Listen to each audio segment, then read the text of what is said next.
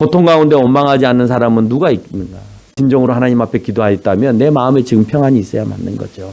평안이 없는 사람은 오늘 내가 기도 안 한 거예요. 이미 하나님에 대해서 알고 있는 사실을 다시 한번 깨닫게 하는 그런 시간들을 하나님께서 주시는 거예요. 기도를 통해서.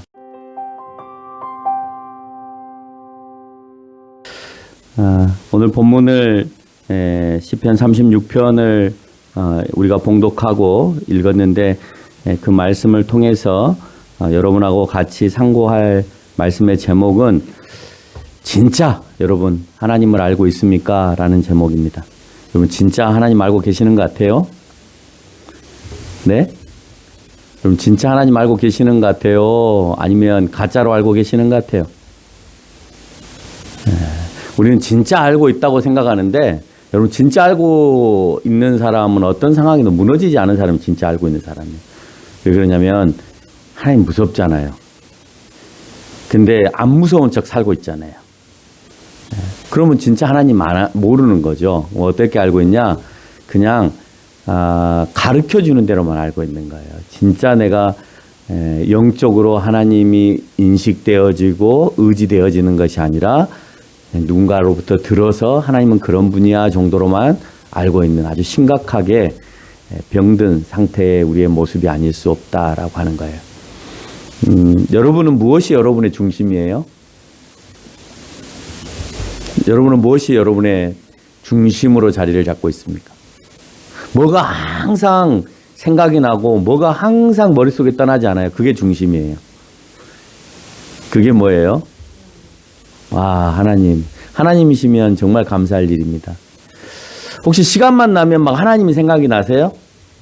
막 나는 다른 일을 하다가도 늘 그 부족한 시간들 사이사이로 막 하나님이 끼어 들어오셔서 하나님을 생각나게, 그리고 막 말씀을 보게 하시고 기도하게 하시고 막 이게 내 마음의 중심이 되어 있으세요? 그러면 여러분의 삶의 중심은 하나님이세요. 근데 혹시 시간이 날 때마다 막 핸드폰을 보고 싶어.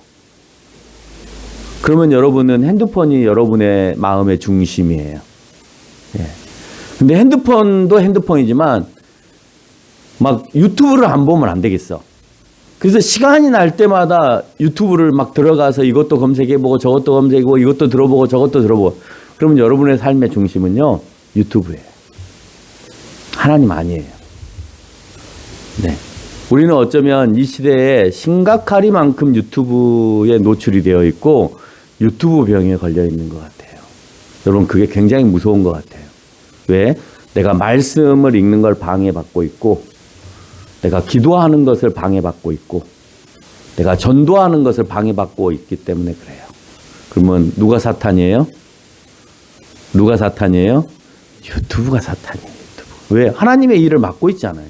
내 중심에서 하나님을 벗어나게 하잖아요. 시간만 나면 하나님이 생각나고 말씀이 생각나고 기도가 생각나야 되는데 그렇지 않고 유튜브가 생각이 나.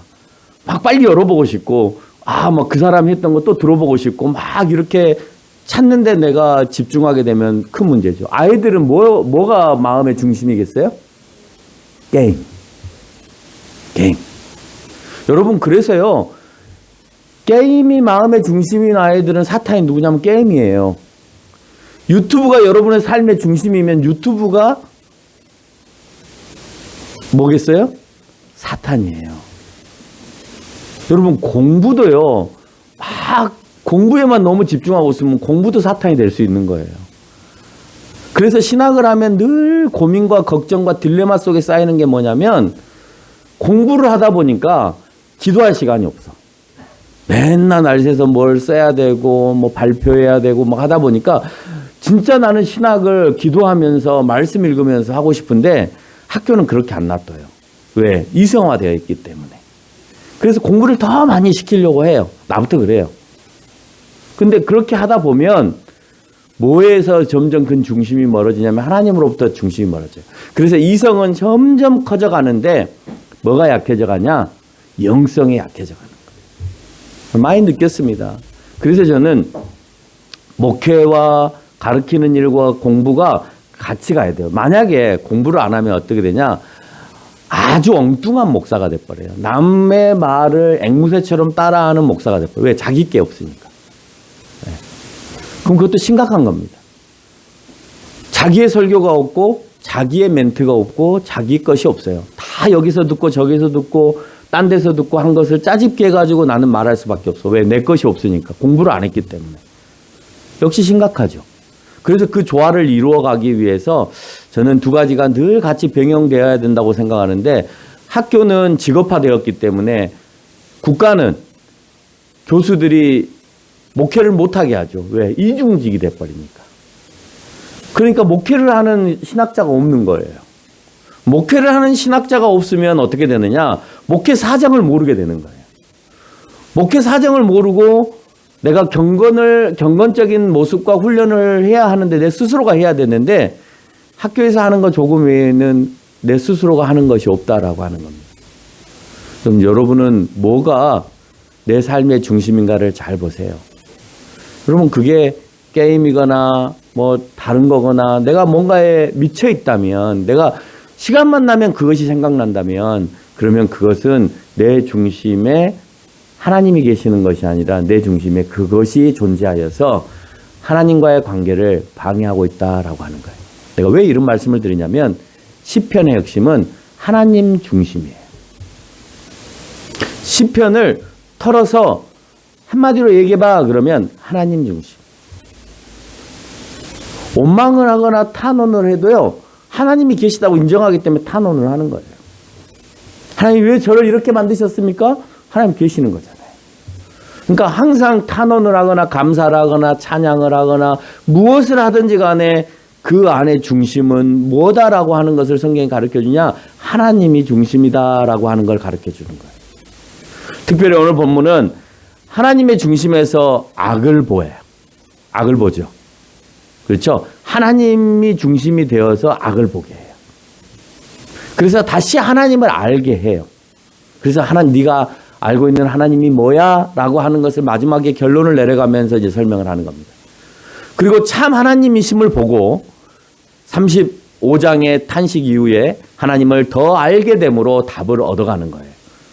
우리는 흔히 내가 기도를 하고 하나님 앞에 탄식을 하면, 다윗 정도 되는 이렇게 신앙의 경건의 훈련이 잘 된 사람은 하나님으로부터 즉방 계시가 내려와서 하나님이 나에게 응답해 주실 거라고 생각하시는데, 목소리로 들려주실 거라는데, 아니요.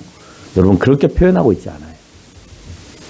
뭘로요? 하나님을 더 알아감으로 내가 대답을 찾아가요. 그런 의미에서 시편은 35편부터 37편까지 통으로 읽어야 답이 나오는 거예요. 오늘 36편만 읽으셨다면, 그래서 그것만 알고 있다면 오늘 36편으로 연결되기가 참 어렵습니다. 뿐만 아니라 오늘 본문을 이해하기 위해서는 오늘 본문을 이해하기 위해서 선행돼야 되는 본문이 또 있는데, 그것은 사무엘상이에요. 사무엘상에서 다윗이 사울에게 쫓겨다니는 과정들을 읽어내셔야만이 오늘 왜 다윗은 이런 기도를 할 수밖에 없었는가를 헤아릴 수 있다는 거예요. 먼저 본문은 악인의 특징을 설명합니다. 하나님께서 악인을 결코 그대로 두지 않을 것에 대한 그리고 결론을 맺습니다. 악인의 특징이 어떤 거냐? 다윗이 말하는 악인의 특징, 오늘 두 가지로 설명할 수 있습니다. 하나님, 첫 번째, 마음에 하나님을 두려워하는 것이 없는 사람은 악인이에요. 그것은 믿든지 믿지 않든지 다 똑같습니다. 왜? 모든 우주 만물의 주관자가 하나님이시기 때문에 안 믿는다고 해서 내가 하나님을 내 마음 가운데 두지 않는 것이 무슨 죄냐라고 말할지 모르겠지만, 하나님 앞에 설 때는 그것이 핑계가 될 수 없죠. 믿는 사람만 이유가 되는 것이 아니라 안 믿는 사람도 다 이유가 되는 것입니다. 하나님에 대한 마음에 두려움이 없기 때문에 세상은 점점 악한 길로 가는 겁니다. 그래서 내가 가장 무서운 법, 가장 무서운 형벌, 그것만 잘 피하면 된다고 생각해서 세상은요, 법망만 잘 피해서 돌아다니는 거예요. 뭘 두려워하느냐? 법만 두려워해요. 왜? 법이 나를 억제할 수 있으니까. 여러분, 하나님 중심이었던 중세시대까지는요, 법이 중요하지 않았어요. 뭐가 중요했냐? 하나님이 중요했어요. 하나님. 그런데 하나님 중심적인 삶을 사는데 종교인들이 잘못함으로 인해서 자기네들끼리 전쟁을 막 하거든요. 그러니까 사람들이 에이, 하나님이 계시다는 저 사람들 속에서 자꾸 전쟁하고 싸우고 죽이고 하니까 우리 하나님 안 믿을란다. 이제는 우리가 법치사회를 만들어서 우리가 세상을 잘 만들어 보자 하고 이성주의가 막 일어나는 거예요. 법은요, 이성의 극대치예요. 이성적으로 행동해 라고 하는 것은 가장 뭔가를 준수하고 남들이 가야 되는 그 정통 속에 그대로 가는 것. 그것을 잘 따라가는 게 이성적으로 생각하는 거예요. 그것의 가장 핵심의 자리에 놓여 있는 곳이 법이고요. 그 법은 곧 무엇으로 설명하느냐? 논리로 설명하는 거예요. 그래서 이성은 가장 합당한 논증을 가지고 설명을 잘하는 것, 그것을 법이라고 하는 거예요. 그래서 변호사는 말을 굉장히 잘하잖아요. 검사는 변호사한테 지지 않기 위해서 더 다양한 질문들을 하게 되고 그래서 그것에 대해서 대답을 요구하죠. 그래서 누가 더 변증을 잘하느냐를 가지고 판사는 결정을 하는 거예요. 그렇죠? 그래서 세상은요, 말 잘하는 사람이 이기기 때문에 살인자도 살인자가 아닌 것으로 벗어날 수도 있어요. 살인을 했는데 말을 못 해가지고, 변호사가 말을 못 해가지고 살인을 했는데 살인자가 아닌 것으로 나올 수도 있는 거예요. 또 말을 너무 잘해서. 네? 검사가 질문을 너무 잘해서 변호사가 그래서 대답을 못 해가지고 살인을 안 했는데 또 살인자가 돼버리는 경우도 있어요. 여러분, 그러면 이성은 맞냐 이거죠. 이성도 역시 맞지 않다는 거예요. 누가 말을 잘하기만 하면 그것이 모든 것을 다 덮어버리는 이런 현상이 되어버리더라는 거예요. 하나님, 마음에 하나님을 두려워하는 마음이 없다라고 설명하는데, 여러분 36장 10절에서 주의 인자를 기억하고 지속적으로 인자를 바라는 자는 시편 32편 11편에서 마음이 정직한 자다라고 표현하고 있어요. 하나님을 지속적으로 하나님이 인자하심을 바라보는 자, 그 자는 마음이 정직한 자인데 오늘 1절에서 보니까 악인의 죄가 그의 마음속에 이르러서 하나님의 두려워하는 빛이 없다. 정반대적인 말씀으로 설명하고 있다라고 하는 거예요. 하나님의 인자하심을 내가 지속적으로 받으려면, 하나님의 은혜를 내가 지속적으로 받으려면 시편 32편에서 말하고 있는 것처럼 마음이 정직해야 되는데, 정직하지 않고 오늘 하나님을 두려워하는 빛이 전혀 없는 사람은 아무리 하나님의 인자하심을 받고 싶고 하나님이 계심을 느끼고 싶어도 느낄 수 없다는 거예요. 그러니까 안 믿는 사람들은, 하나님을 인정하지 않는 사람들은, 하나님이 내 가운데 중심에 서 계시지 않으시면, 그러면 그 사람에게는 하나님의 은혜나 인자하심을 느낄 수 없기 때문에 하나님을 알 수 없는 거죠. 그러니까 자꾸 하나님을 부인하는 거예요. 하나님이 어디 있어? 이렇게 되는 거죠. 근데 하나님이 어디 있어? 라고 하는 말을 안 하려면 하나님을 두려워하면서부터 다시 한번 시작해 보세요. 그러면 감히 그 말을 할 수 없다라고 하는 결론을 내리게 됩니다. 로마서 3장은 악인에 대해서 설명하면서 18절에 이렇게, 3장 18절에 이렇게 말합니다. 그들의 눈앞에 하나님을 두려워함이 없다. 누가요? 악인은요. 다시 한번 로마서는 우리에게 강조를 해주고 있어요. 내가 무엇을 하든지 간에 두려움이 없어요. 사람에 대한 두려움은 있어요. 아, 내가 저분한테 잘 보여야지. 내가 교회 가면 담임 목사님한테는 잘 보여야지. 믿는 것처럼 해야지. 사람한테 두려움은 있는데 평상시 삶 속에서 그 두려워할 대상이 교인들이고 목사님이고 아니면 밖에 나가서는 내가 교인이 아닌 것처럼, 내가 목사가 아닌 것처럼, 내가 사모가 아닌 것처럼, 내가 권사나 장로가 아닌 것처럼 살아가면서, 집사가 아닌 것처럼 살아가면서 하나님에 대한 두려움이 전혀 없이 살아간다면 그것은 악인이에요. 그 악인은요, 내가 될 수 있는 거예요. 내가 교회를 다니니까, 하나님을 믿으니까 나는 악인이 아니야? 아니에요. 악인이 될 수 있어요. 악인이 될 수 있습니다. 여러분, 사울은 하나님 안 믿었나요? 근데 오늘 다윗이 악인이라고 표현할 때 그 무리들은 누구를 말하냐? 사울의 일당들을 얘기하는 거예요. 여러분, 예수님께서 이 악한 자들아, 이 사탄의 자식들아 라고 말할 때 그 자식들은 누구였어요? 바리새인들이었어요. 하나님 안 믿었어요? 믿었어요.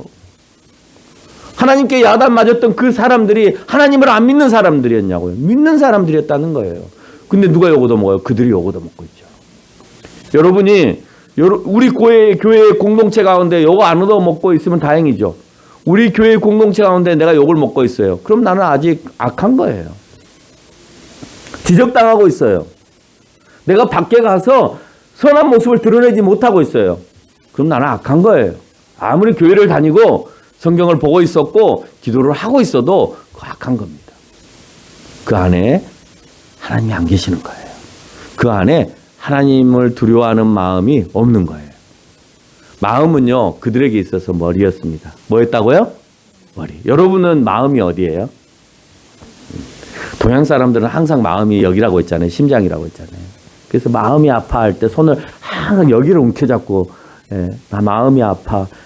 동양 사람들이 여기를 잡고, 마음이 아파. 이런 사람 있나요? 예? 한국 사람이 여기를 잡고, 박 목사님, 여기를 잡고, 마음이 아파. 이러시나요? 목사님, 마음이 아플 때 어떻게 하세요? 그렇죠. 마음이 아플 때. 정말 마음이 아파서 숨이 안 쉬어질 때 가슴을 치며, 마음이 아파. 저희 할머니가 그러셨던 거예요. 해결이 안 되니까, 가슴을 치면서 마음 아프다고 막 이러셨던 거예요. 그 여기를 치셔, 여기를. 근데 서양 사람들은요, 오늘 이스라엘 사람도 많죠. 마음은 어디냐면 머리예요, 머리. 예. 그래서 그 사람들은 마음이 아플 때 사진 같은 걸 잘 봐봐요. 고대의 그 아테네 신전이나 이런 데서 철학자들이 이렇게 논쟁을 하거나 할 때 뭐가 안 되거나 말에 대해서 막 변증이 잘 안 되고 매끄럽지 않을 때 막 이렇게 움켜잡고 있어요. 그렇죠? 예? 우리는 막 이렇게 가슴을 치고 있는데 서양 사람들은 머리를 움켜잡고 있어요. 왜냐?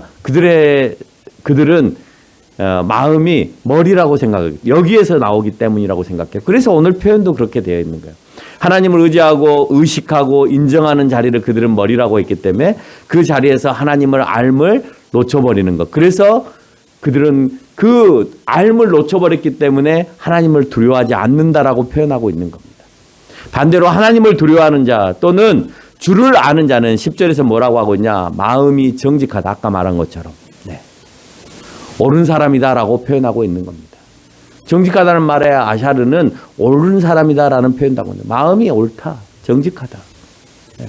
하나님, 그 정직은 다른 게 아니에요. 하나님이 내 안에 중심에 딱 서 있으면 그러면 그 정직해질 수밖에 없는 거예요.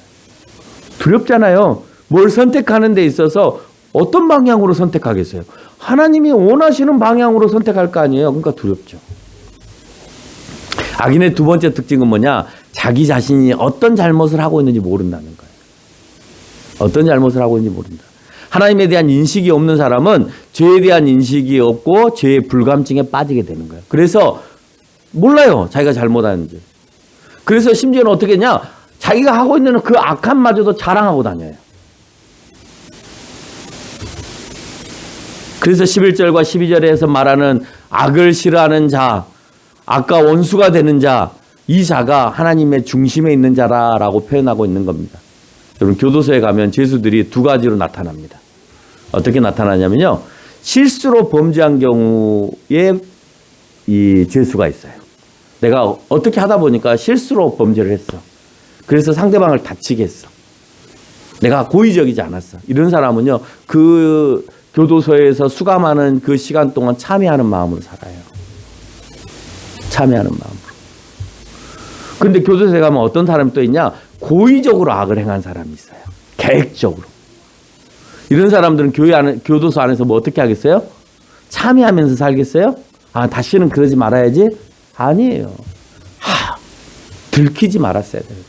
걸리지 말았어야 되는데. 잡히지 말았어야 되는데. 그래서 거기에서 나보다 더 능숙한 사람들을 쫓아다니면서 물어봐요. 당신은 어떻게 했어? 그런 상황에서 어떻게 해야 돼? 그래야 안 잡혀? 그래야 빠져나올 수 있는 거야? 그래서 교도소에 들어가면요. 더 큰 범죄자가 되어서 나와요. 그리고 대부분은 1년이 채 가지 않아 다시 잡혀 들어가요. 과시하는 겁니다. 청소년 때, 여러분 학교 다닐 때 악한 행동을 하는 친구들이 있잖아요. 악한 행동을 하는 친구들은 오늘 자기가 악한지 악하지 않는지를 구별하지 못해요. 그리고 죄에 대한 불감증을 가지고 있어요. 그런 친구들은 자기가 잘못하고 있는 행동, 자, 청소년은 담배를 사서 피우면은 그것은 불법입니다라고 법에 명시가 되어 있어요. 그럼 악한 거죠, 세상에서. 그렇죠? 술을 사서 먹는 것도 불법입니다라고 명시가 되어 있어요. 그렇죠? 그래서 살 수가 없죠. 청소년들은 그걸 살 수가 없죠. 그러면 학교 오면 뭐라 하는지 아세요? 나 어제 담배 몇 갑 피웠다? 너 담배 피워봤어? 이제 감찬이 나이 또래의 아이들이 지금 학교 가면 그런 거 이제 자랑하고 다니죠. 네. 악한 애들은 그걸 자랑하고 다니는데 악하지 않은 애들은 그걸 자랑하지 않아요. 그리고 그걸 피려고도 하지 않아요. 너 술 마셔봤어? 어디까지 마셔봤어? 맥주? 아, 그거 약해. 소주 정도는 마셔봐야지. 이렇게 청소년 아이들이 그걸 자랑한다는 거예요. 너 누구 때려봤어? 너 어떻게 해봤어? 이런 것들을 자랑하는 거예요. 자기 과시하는 거예요. 막 자기 몸을 부풀리는 거예요. 에이, 뭐 한 명하고 싸워가지고 이긴 거 가지고 뭐 대단하다고 그래? 나는 어제 2명하고 싸우고도 이겼는데? 뭐 이런 얘기 하는 거예요. 너 쟤 뭔 얘기지? 나는 어제 쟤한테 이겼어. 내가 싸우면서 이겼어. 이런 것들을 자랑하는 거예요. 그것을 잘못이라고 생각하지 않는데 문제가 있는 거죠. 악인은 그래요. 잘못을 인정하지 못해요. 인식하지 못해요. 자기가 뭐가 잘못인지조차도 몰라요. 전쟁이 터지면 군인들이 자랑하는 게 있습니다. 뭘 자랑하느냐? 내가 어제 몇 명을 죽였냐를 자랑해요. 아무리 전쟁이지만 사람을 죽인 것을 자랑할 수는 없죠. 그 말은 뭐냐? 내가 악하다라는 거예요. 그런데 전쟁이 터져서 내가 억지로 국가의 부르심을 받고 나가서 내가 전쟁에 참여했는데 어떻게 내가 막 안 보고 싼 총알에 상대방이 맞아 죽는 모습을 내가 봤어요. 평생 그걸 고통스러워하며 사는 사람도 있습니다. 정말 악한 사람과 악하지 않은 사람의 차이가 그거예요. 악한 것을 쾌락과 즐거움으로 즐기는 사람이 있고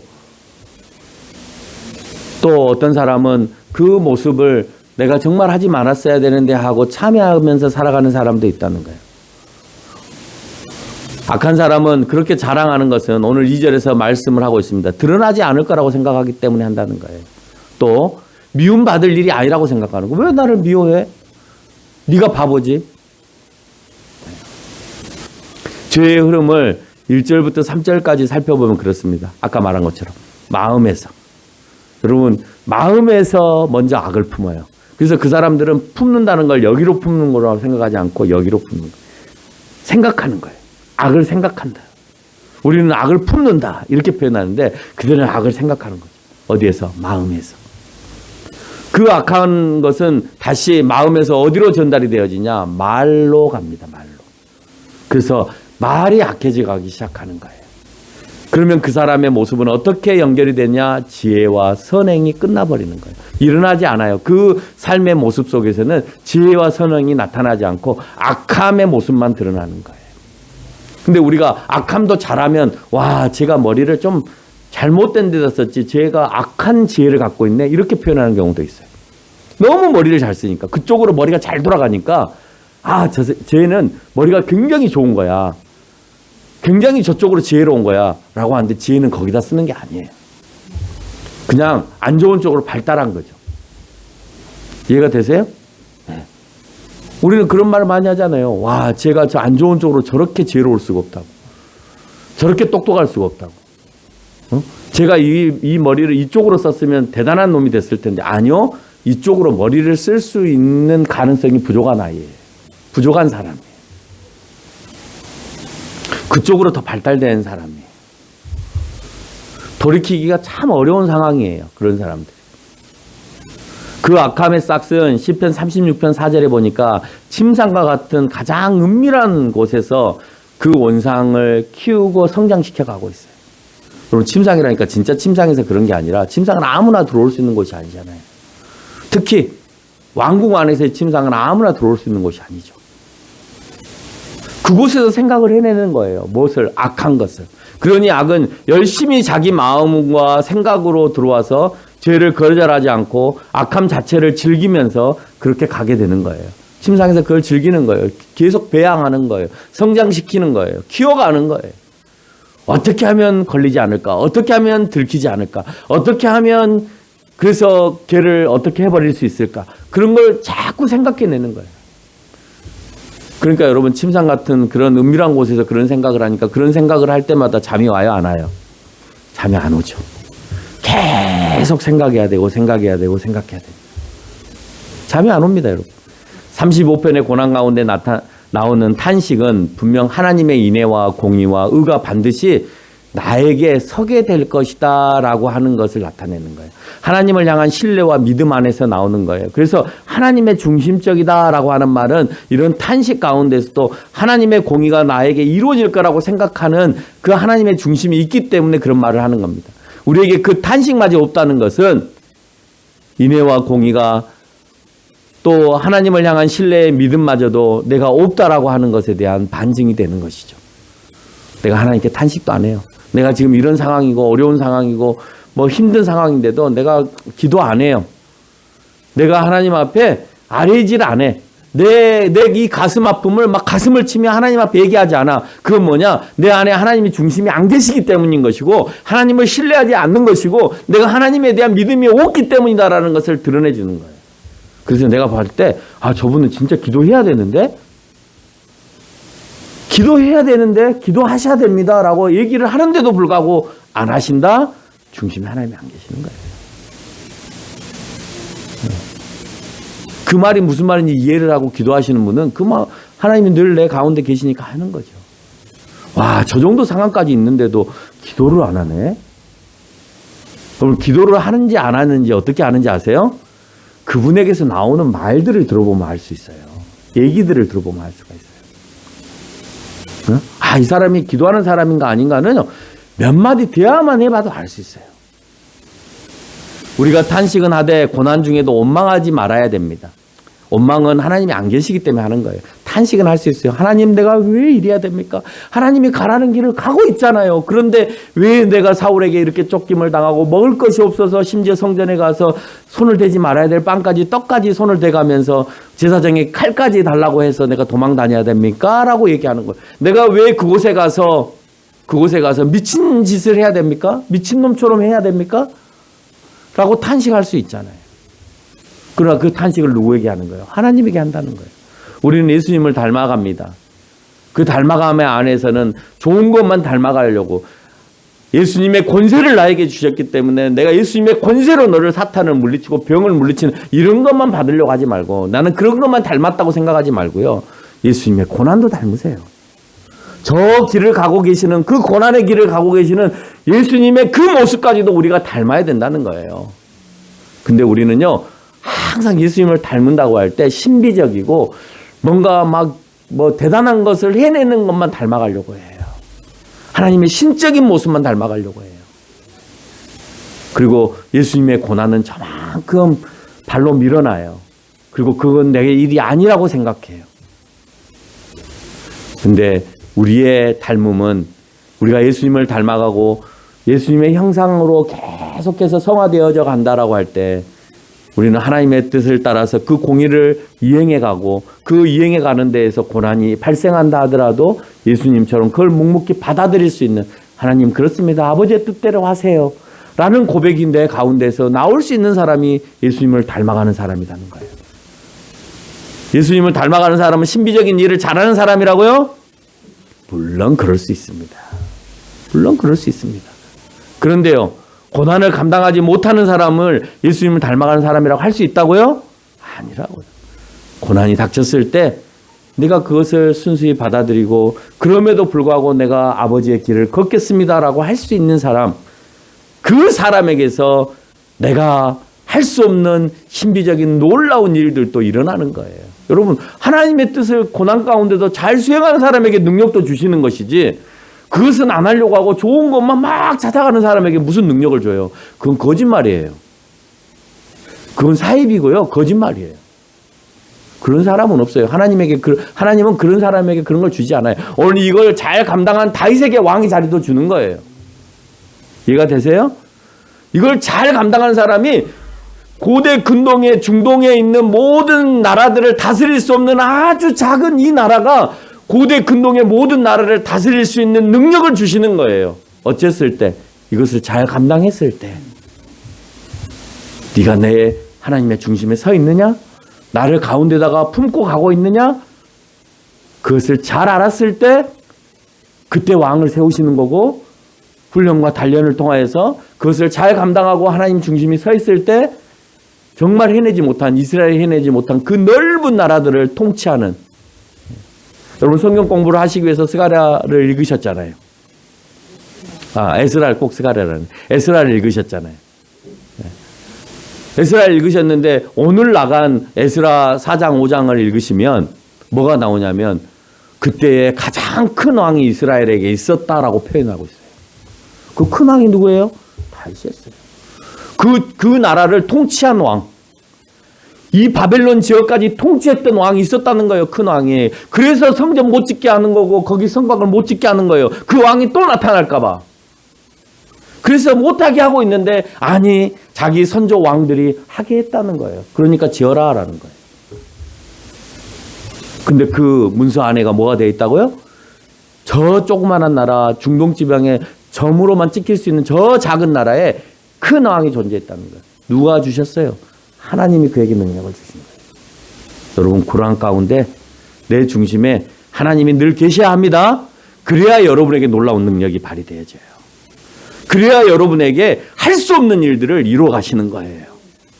시편을 읽으면서 느껴야 되는 것은 5장 9절에서 이르는 하나님은 인자하고 하나님은 진실하고 하나님은 의로우시고 그리고 반드시 심판하시고 그의 날개 아래 보호하시고 그래서 당신의 집으로 인도하시고 그것으로 평안케 하시고 생명의 원천이 되게 하시고 그것이 우리가 보아야 될 빛이다라고 오늘 5절부터 9절까지 쭉 설명하고 있는 거예요. 인자, 하나님의 인자, 진실, 의로움, 심판, 보호, 인도, 생명, 빛. 이 얘기하고 있는 거예요. 각 절마다.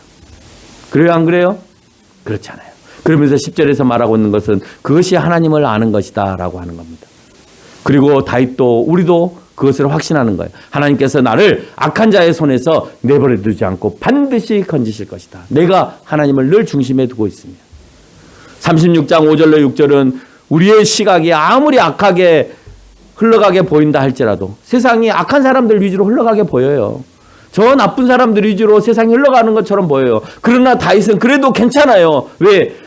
모든 세계를 창조하신 이가 하나님이시다는 것. 그래서 그 하나님, 그 능력의 하나님이 오늘 공의와 성실을 우리를 통하여서 이루어 가신다라고 하는 확신이 있기 때문에. 그래서 10절에서 주의 공의인 ጼ데카를 실현하실 것이다라고 하는 것을 알고 있기 때문에 오늘 악이 모든 것을 다 이끌어간다 하더라도 나는 그것을 믿고 가는 거예요. 악은 세상에 있다라는 것을 다시 부정하는 것이 아니라 있어요. 그렇지만 걱정 안 해요. 왜? 그 악 위에 계시는 분이 하나님이시기 때문이라는 것을 알고 있기 때문에 그렇다는 거예요. 오늘 본문은 악과 의를 비교하면서 설명하면서 고난받고 있는 자에 대한 탄식에 대한 하나님의 응답을 깨달음으로 표현하는 거예요. 하나님이 신비스럽게 너 이렇게 해라. 이렇게 해야 네가 이렇게 되는 것이야. 너에게 이런 것을 줄 거야. 라고 음성으로 하는 게 아니라 이미 우리가 알고 있는 여러분 다 알고 있잖아요. 오늘 다윗이 얘기하고 있는 하나님은 의로우시고 하나님은 인자하시고 하나님은 진실하시고 하나님은 심판하시고 하나님은 우리를 보호하시고 인도하시고 생명의 원천이라는 거 모르는 사람 누가 있어요? 그럼 다 알고 계시잖아요. 그거 깨닫게 하시는 거, 알게 하시는 거예요. 서양 사람들은 머리로 알게 하시는 거고 우리는 가슴으로 알게 하시는 거예요. 마음의 중심에 알게 하시는 거예요. 그래서 다시 깨우쳐 주는 거예요. 몰랐던 것이 아니라 그렇게 막 신비적으로 나는 의로운 사람이야. 나는 의로운 분이야. 나는 심판주야. 나는 너희를 보호하는 이야. 라고 하나님의 음성을 여러분한테 직접 들려주신 것이 아니라 이미 우리는 그렇게 하나님을 알고 있는 걸 깨닫게 해주시는 거라니까요. 그게 응답이라니까요. 여러분 슬플 때 힘들 때 어디 가세요? 기도원 가시잖아요. 우리 기도원 많이 가잖아요. 물론 막 집회하는데 그런 데 쫓아다니지 마시고 기도하러 내가 골방에 들어가서 기도하러 가는데 그런 기도원을 가세요. 혼자만 기도하세요. 기도하실 때 막 하나님의 음성이 그래 네가 돈이 없구나 그래서 슬퍼하구나 내가 너에게 몇 월 며칠까지 몇 억을 주겠다 이런 기도 응답 받으신 적 있으세요? 나는 단 한 번도 없습니다. 그렇게 받는 기도는. 그럼 어떻게 받았어요? 하나님을 인정하는 거예요. 결국은 내가 하나님 앞에 잘못을 고하고 내가 그것도 욕심이었습니다라고 내려놓으면서 하염없이 눈물을 흘리죠. 그러면서 하나님이 내 안에 오시는 거예요. 성령이 내 안에 오시는 거예요. 그래서 내가 그렇게 울부짖고 탄식했던 것이 마음이 평안해지는 거예요. 그래서 그 하나님은 짜잔하지 않으신 하나님, 그 하나님은 작지 않으신 하나님인 것을 깨닫는 거예요. 그래서 내 이 상황을 하나님은 분명히 알고 계시고 분명히 하나님께서는 그것을 극복하고 나갈 수 있게끔 나에게 능력과 도움을 주실 거라는 걸 알고 내가 환희의 마음을 가지고 기도원에서 내려오는 것이지, 무슨 내가 너에게 신비스러운 목소리로 이렇게 답을 주겠노라 이렇게 받고 내려온 적은 거의 없죠. 마음속에 그 내가 원래 알고 있었던 걸 깨닫게 해주시는 거예요. 그렇지 않아요? 여러분 누구나 다 그런 기도원 경험들 있잖아요. 네? 다 알고 있는 사실을 어떤 목사님이 설교를 했는데 그게 오늘 응답이 돼버렸어요. 하나님이 신비한 목소리로 준 게 아니라 거기에서 무슨 말씀을 하셨는데 그래 저게 내 답이야 모르고 있었나요? 그 성경의 내용 내가 다 알고 있었잖아요. 근데 오늘 다시 한번 깨닫게 하고 알게 하신다라고 하는 겁니다. 결론을 맺겠습니다. 고통 가운데 원망하지 않는 사람은 누가 있습니까? 그러나 하나님의 의인 제데카를 알게 되면 결국 하나님은 그 의로 가신다라고 하는 그 원망과 탄식은 찬양이 되어지고 그로 인해서 내 마음 가운데 평안이 오게 되어지는 거예요. 여러분 내가 진정으로 하나님 앞에 기도하였다면 내 마음에 지금 평안이 있어야 맞는 거죠. 평안이 없는 사람은 오늘 내가 기도 안 한 거예요. 예? 앞에서 말한 기도원의 설명들과 같이 이미 하나님에 대해서 알고 있는 사실을 다시 한번 깨닫게 하는 그런 시간들을 하나님께서 주시는 거예요. 기도를 통해서. 나와 함께 하시는 것. 그것을 확신하게 되어지고 그래서 내가 그 수많은 경험들을 하게 되는 겁니다. 우리 모두는 어떤 상황 가운데에서 악함이 내 마음에 개입하지 못하도록 성령을 내 안에 모실 수 있도록 내가 정화 작업을 해야 되고 내 마음속에 있는 잘못된 생각들을 버리는 정화 작업들을 해야 되고 정화 작업을 통하여 성령은 내 안에 오시게 되는 것이고 그로 인해서 내가 가지고 있는 두려움이나 어려움이 소멸되어지고 내 안에 평안을 누릴 수 있는 그런 사람이 되어진다는 사실을 여러분 다시 한번 깨닫고 알아가는 귀한 시간 되시기를 바랍니다. 네.